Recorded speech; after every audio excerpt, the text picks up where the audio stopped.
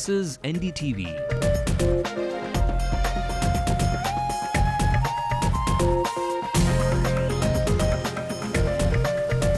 And you're watching NDTV Hindu.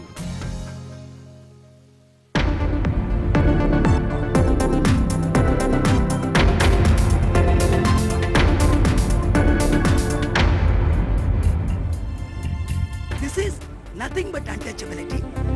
A group of gypsies are shooed from the balcony to the lowest rated seats at a theatre in the city. Advocates pledge denial of human rights. The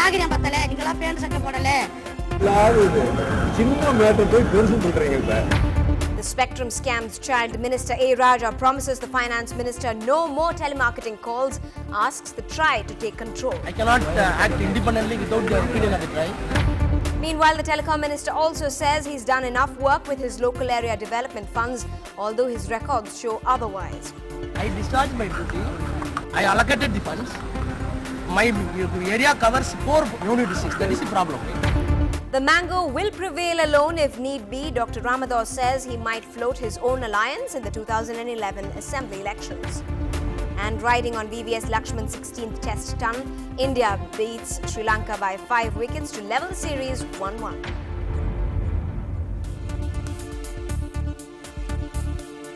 This is the late night news on NDTV Hindu. I'm Evelyn Matthew. A look at the national headlines as well. The cloudburst in Leh claims 115 lives and 400 missing cases. Massive rescue operation is underway. India, the nation, is doing well, feeding its rats. A sarcastic CPM chief attacks the UPA while opening a brainstorming session. Grilling the former minister Amit Shah for the second time, the CBI holds custody. Shah's lawyer says he will cooperate. Big Brothers USA and the United Nations title Pakistan-based Huji a foreign terror group and freezes the chief's assets. On to our top story. A shocking incident today at a multiplex just went on to show exactly how progressive our society is. A multiplex in Chennai refused to let a group of people into its halls, although they were willing to buy its tickets. The reason? They belong to the Narikuruva or the gypsy community, and the multiplex management decided that that was reason enough to treat them as untouchables. Every textbook brought out by the Tamil Nadu State Education Board has these words on the front page: untouchability is inhuman. But the management of this multiplex in Chennai does not seem to have learnt that lesson. They stopped this bunch of gypsies hailing from Tirupattur in Vellore district from watching a movie with their children. And the reason they gave for this is quite appalling. And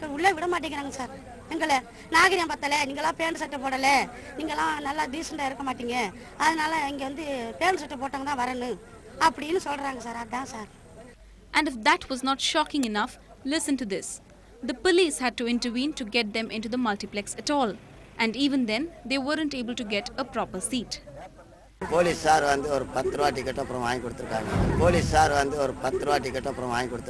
The management is unwilling to take up the blame, calling this a small issue being blown up by the media.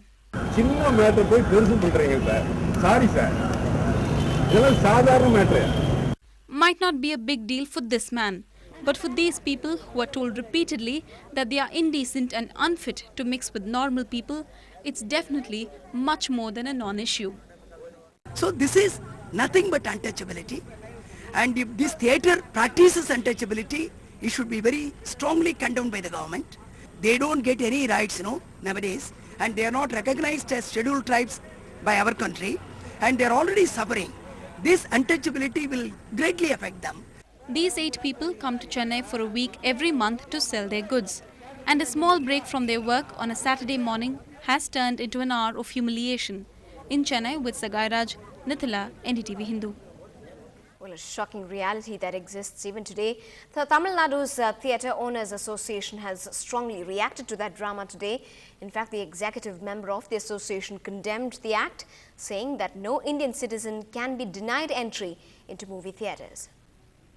சென்னையில் இன்று தேவி திரையரங்கில் நரிக்குறவர் சமுதாயத்தைச் சேர்ந்த சிலர் 85 ரூபாய் ticket கேட்டபொழுது theatre நிர்வாகத்தால் அவர்களுக்கு ticket கொடுக்க முடியாது என்று மறுத்ததாக ஒரு சம்பவம் கேள்விப்பட்டோம். அந்த சம்பவம் உண்மையாக இருந்தால் இந்திய குடிமகனாக இருக்கின்ற யாருக்கும் டிக்கெட் கொடுக்க மாட்டோம் என்று சொல்கின்ற உரிமை எங்கள் சங்க உறுப்பினராக இருந்தாலும் எந்த திரையரங்க உரிமையாளருக்கும் கிடையாது. ஆகவே இந்த விஷயத்தில் நாங்கள் எங்களுடைய கடுமையான கண்டனத்தை இதன் மூலம் தெரிவித்துக் கொள்கிறோம்.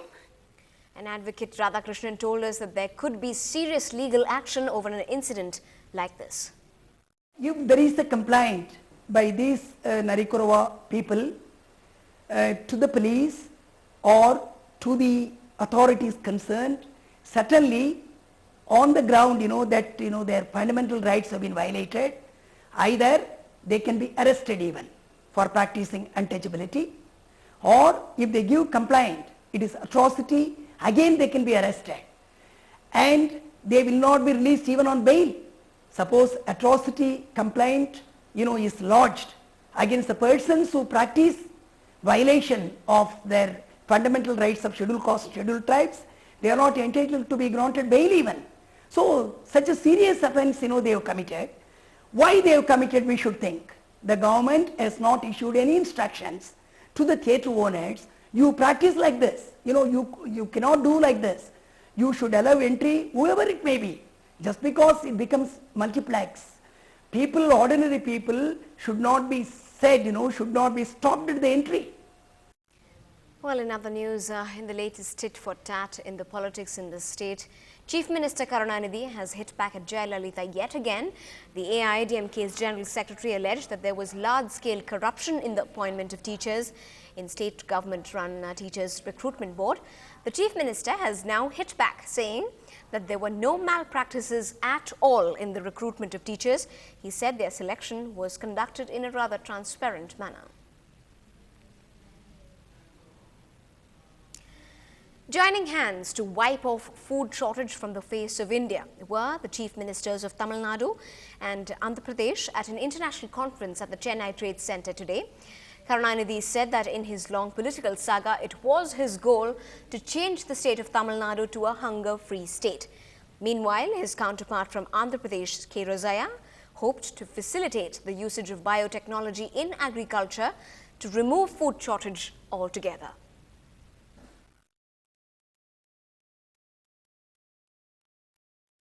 In my long political career, my ambition is to make Tamil Nadu a land of compassion, where no child, woman or man will go to bed hungry. We have already got a great progress, but still we have to do much to ensure that no child's physical or mental potential is impaired by malnutrition. About the future of dryland cultivation, the universities and research institutions like yours have to take the initiative and responsibility for development of varieties suitable for dry and agriculture. Meanwhile, the political situation in Tamil Nadu seems to be getting hotter by the minute.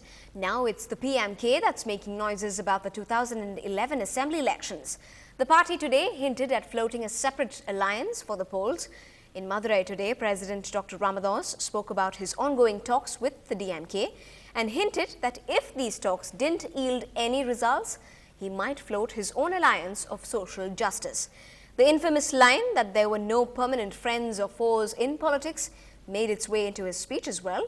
He made it clear that he was neither with the DMK nor the AIADMK, but possibilities of an alliance with the Congress and the DMK, though, were open.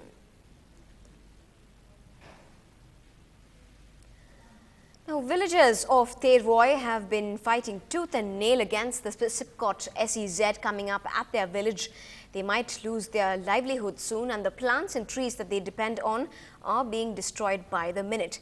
NDTV Hindu has been getting you reports from ground zero about the state of these people with documents and photographs that question Sipcot's claims about this proposed SEZ.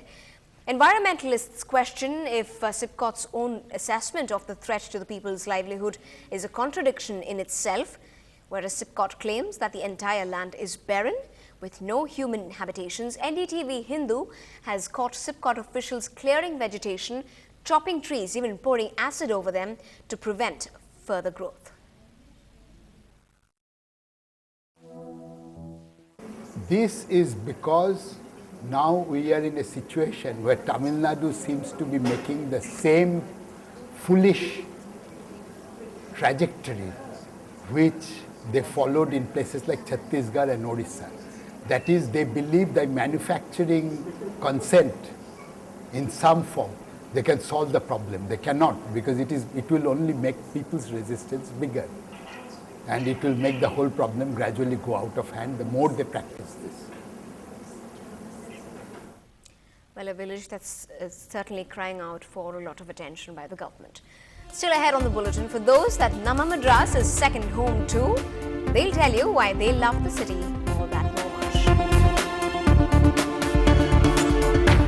Also coming up, while the Commonwealth Games is marred with controversies, sporting icons slam the way the country is bracing itself for the Games.